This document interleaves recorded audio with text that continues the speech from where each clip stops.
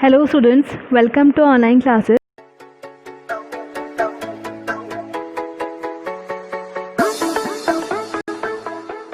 सो chapter 5 चल रहा था हमारा। चैप्टर 5 का ये पार्ट 3 है।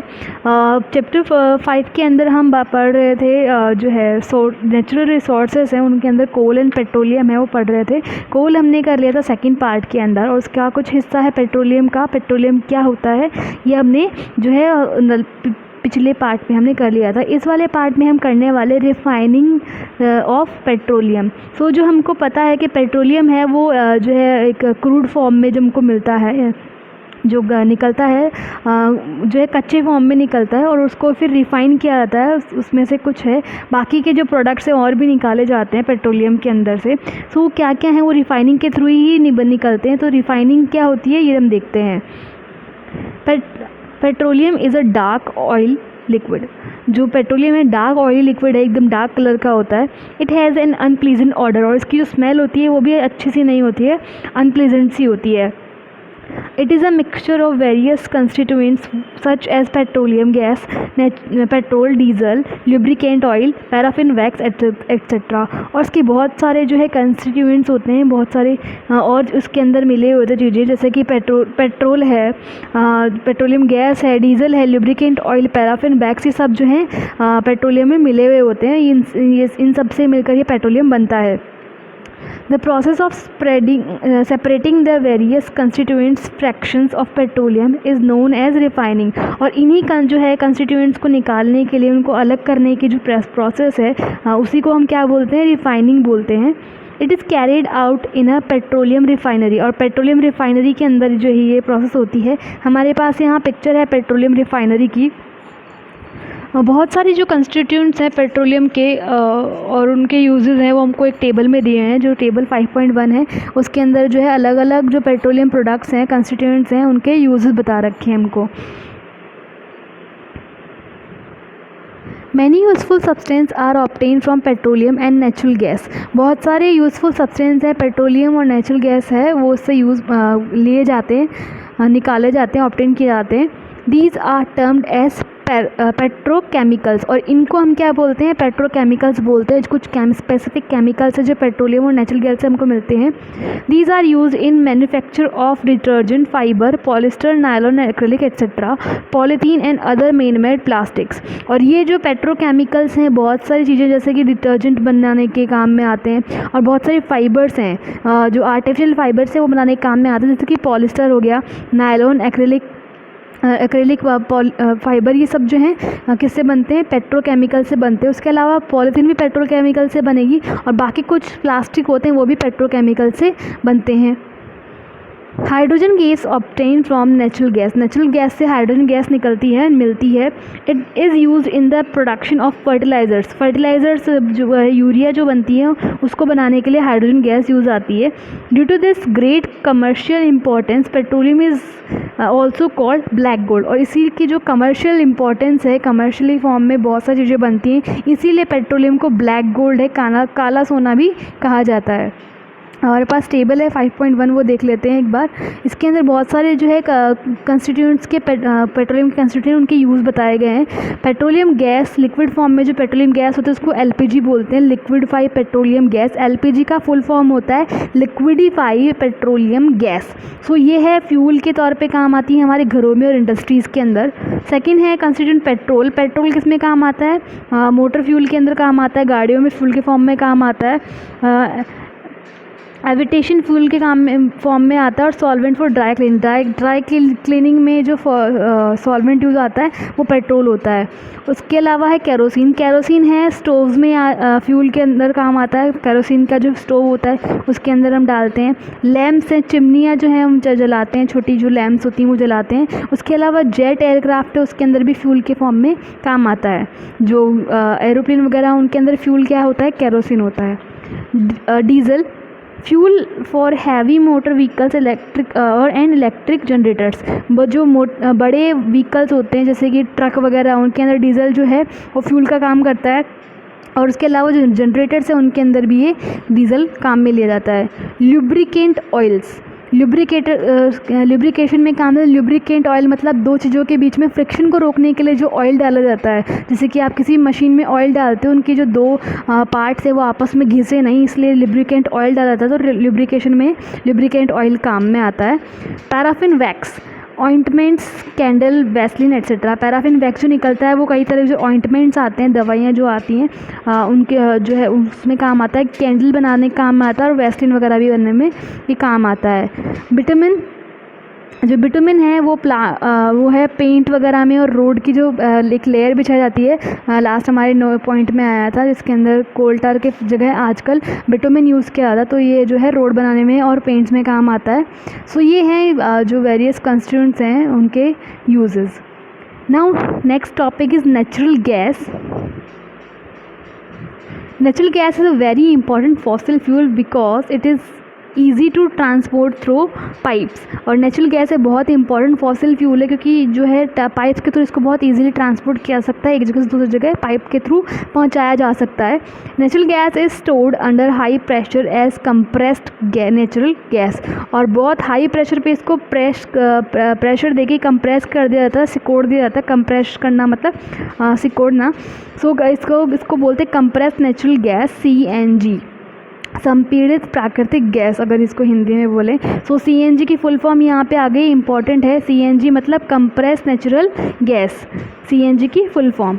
CNG is used for power generation, power जो को जनरेट करने के लिए CNG यूज़ आता है। It is now being used as a fuel for transport vehicle because it is less polluting, और ये है बहुत कम जो है पोल्यूशन करता है और न के बराबर पोल्यूशन करता है, इसीलिए जो व्हीकल्स जो होते हैं, कई जो व्हीकल्स होते हैं उनके अंदर भी ये काम में आता है। It is a cleaner fuel, एक बहुत जो है साफ़ फ्यूल है, क्लीनर फ्यूल है, मतलब ये पॉल्यूशन बहुत कम करता है, इसलिए इसको क्लीनर फ्यूल भी बोला जाता है। The great advantage of CNG is that it can be used directly for burning in homes and factories where it can be supplied through pipes। और सबसे अच्छा जो फ़ायदा है CNG का ये क्या है, क्योंकि ये डायरेक्टली होम और इंडस्ट्रीज़ में बर्निंग के फॉर्म में काम में ले जा सकता है और इसको इजीली पाइप के थ्रू पहुंचाया जा सकता है। इंडिया में तो सिलेंडर आते हैं, लेकिन जो है कई जो यूरोपियन कंट्रीज़ है वहाँ पे पाइप सिस्टम होता है, वहाँ पे पाइप से CNG पहुँचाई जाती है उनके किचन वगैरह में, और वहाँ से सीधा वो स्टोव में उसको यूज़ कर लेते हैं। Such a network of pipeline exist in Vadodara, Gujarat. Vadodara में जो है, जो गुजरात में वडोदरा है, वहाँ पे ये पाइपलाइन वाला सिस्टम है, नेटवर्क है, वहाँ पे एग्जिस्ट करता है हमारी इंडिया के अंदर। नेक्स्ट हमारे पास एक पॉइंट है, can coal, petroleum and natural gas be prepared in laboratory from dead organisms. क्या हम किसी लैब के अंदर डेड ऑर्गेनिज्म से कोल, पेट्रोल और नेचुरल गैस बना सकते हैं? ऑब्वियसली नहीं बना सकते। बना सकते तो अब तक तो बना लेते, कोई ना कोई जो है रास्ता ढूंढ ही लेते अब तक scientist. No, their formation is a very slow process and condition for their formation can not be created in the laboratory. अब ये जो है उनका जो फॉर्मेशन है, ये जो कोल, पेट्रोलियम वगैरह बनता है, बहुत स्लो प्रोसेस है, और इनकी जो कंडीशन है वो लेबोरेटरी में इजीली हम जनरेट नहीं कर पाते, क्योंकि है ना बहुत हज़ारों सालों में ये बनते हैं। उसके अलावा बहुत हाई प्रेशर और बहुत हाई टेम्परेचर जो है इनको चाहिए होता है। नेक्स्ट हमारे पास पॉइंट है, some natural resources are limited. हमने स्टार्टिंग में बात करी थी जो है एग्जॉस्टेबल और नॉन एग्जॉस्टेबल नेचुरल रिसोर्सेज के बारे में। सो यहाँ पे है कुछ ऐसे नेचुरल रिसोर्सेज जो लिमिटेड होते हैं, जिनकी नंबर और क्वांटिटी है वो लिमिटेड है। एक टाइम के बाद अगर जो यूज़ कर जाएंगे कंटिन्यू तो वो ख़त्म हो जाएंगे। You have studied in the beginning of the chapter that some natural resources are exhaustible like fossil fuel, forest, mineral, etc. अब चैप्टर के स्टार्टिंग में हमने पढ़ा था एग्जॉस्टेबल मटेरियल्स के बारे में। सो कुछ नेचुरल रिसोर्सेज जो एग्जॉस्टेबल होते हैं, जैसे कि फॉसल फ्यूल, फॉरेस्ट, मिनरल्स, मगर इसका मतलब ये है कि अगर हम इनको कंटिन्यू यूज़ करते जाएँ तो एक टाइम ऐसा आएगा जब ये ख़त्म हो सकते हैं। You know that coal and petroleum are fossil fuels। हमको पता है कोल और पेट्रोलियम क्या है, फॉसल फ्यूल है। It required the dead organism millions of years to get converted into these fuels। और हज़ारों साल लगते हैं डेड एनिमल से इनके जो है कोल और पेट्रोलियम में तब्दील होने के लिए, कन्वर्ट होने के लिए। On the other hand, the known reserves of these will only last only a few hundreds of years। और हमको पता है इनके जो रिजर्वर्स हैं, जहाँ से अभी हमको मिल रहे हैं, वो सिर्फ कुछ 100 साल तक ही हमको मिल पाएंगे वहाँ से, ज़्यादा लंबे तक टाइम तक हमको वहाँ से नहीं ले पाएंगे और हमको नहीं मिल पाएंगे ये। Moreover burning of these fuels is a major cause of air pollution. उसके अलावा इनको जो है ये जलते हैं, बहुत ज़्यादा यूज़ आते हैं, तो इसकी वजह से जो है एयर पोल्यूशन बहुत बढ़ गया इनकी वजह से। Their use is also link to global warming, और इनकी यूज़ की वजह से जो ग्लोबल वार्मिंग है वो भी काफ़ी हद तक बढ़ गई है।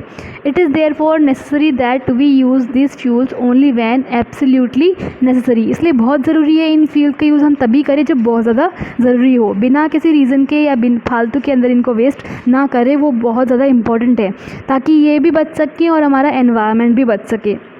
This will result in better environment, smaller risk of global warming and their availability for long period of time। और ऐसा अगर सोच समझ कर अगर इनको यूज़ करते हैं उससे क्या अच्छा होगा, इससे एनवायरनमेंट अच्छा रहेगा और जो ग्लोबल वार्मिंग का रिस्क है वो भी कम हो जाएगा, और इनको जो है हम ज़्यादा लंबे टाइम तक हम यूज़ कर पाएंगे, क्योंकि इनका कोई और ऑप्शन है जो इनका जो बनने का टाइमिंग है बहुत लंबा है, तो ईज़िली हम कुछ महीनों में कुछ सालों में इनको नहीं बना पाएंगे। तो बहुत ज़रूरी है इनको बचाना।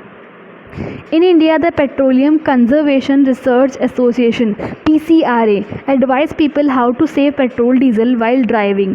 अब जो इंडिया के अंदर एक जो है एसोसिएशन है petroleum conservation research association (PCRA), वो लोगों को बताती है कि डीजल और पेट्रोल को आप कैसे बचा सकते हो ड्राइविंग करते टाइम। इसकी कुछ टिप्स दे रखे हैं हमारे पास यहाँ पे। Drive at a constant and moderate speed as far as possible. जहाँ तक हो सके आप अपनी जो गाड़ी की स्पीड है वो कांस्टेंट रखो, मतलब एकदम से बढ़ाओ या कम मत करो। जितना कांस्टेंट रख सकते हो उतना कांस्टेंट रखने की गाड़ी को चलाना चाहिए। Switch off the engine at traffic lights और at place where you have to wait. और जहाँ पे आपको वेट करना पड़े वहाँ पे, जैसे कि ट्रैफिक सिग्नल्स वगैरह जहाँ पे आपको थोड़ी देर वेट करना पड़ता है, वहाँ पे अपने इंजन है गाड़ी के बंद कर देने चाहिए ताकि आप पेट्रोल बचा सकें। Ensure correct tyre pressure. आपका जो टायर का प्रेशर है वो सही होना चाहिए, क्योंकि अगर टायर का प्रेशर कम होता है तो गाड़ी है वो धीमे चलती है, वज़न ज़्यादा लगता है गाड़ी को और जो है फ्यूल ज़्यादा खर्च होता है। Ensure regular maintenance of the vehicle का जो है रेगुलर मेंटेनेंस कराना चाहिए, क्योंकि अगर मेंटेनेंस नहीं होगा सही से तो जो गाड़ी है ज़्यादा फ्यूल कंज्यूम करती है और उससे जो है पोल्यूशन भी ज़्यादा होता है। इसीलिए जो है आज के टाइम पे हमको जो है एक जो पोल्यूशन का जो सर्टिफिकेट है वो लेना पड़ता है गाड़ी के लिए। हमारे पास पिछले 2 साल से एक जो है ज़रूरी कर दिया गया है, नॉन पोल्यूशन सर्टिफिकेट जो है हमारी गाड़ियों को लेना पड़ेगा। सो ये चैप्टर आपका कंप्लीट हो गया है। इसके क्वेश्चन आंसर हैं, आपको एक्सरसाइज वगैरह जो है आपको इसी बुक में सर्च करनी है। आई होप इसको सर्च कर लोगे आप इजीली, क्योंकि अगर आपको चैप्टर समझ में आया तो एक्सरसाइज आप इजीली कर सकते हो। So that's all for today. Thank you.